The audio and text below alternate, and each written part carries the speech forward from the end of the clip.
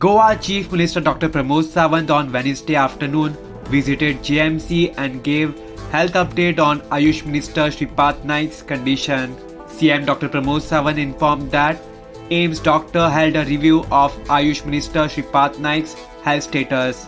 His condition has improved and he is now communicating. CM also informed that there is no need to shift him to Delhi and he is off ventilator and now on high flow of oxygen.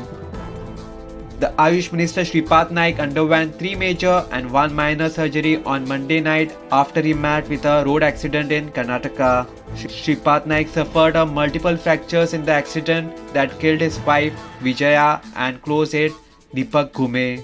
The mortal remains of late Srimati Vijaya Shripad Naik will be kept at Sao Pedro residence between 9:30 am to 10:30 am on 14 January 2021 and then proceed for ancestral home at Atpur.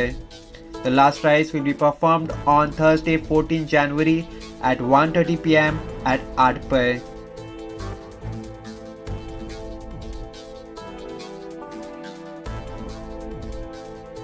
Subscribe to Goa First News and Entertainment channel and click on the bell icon and never miss any update.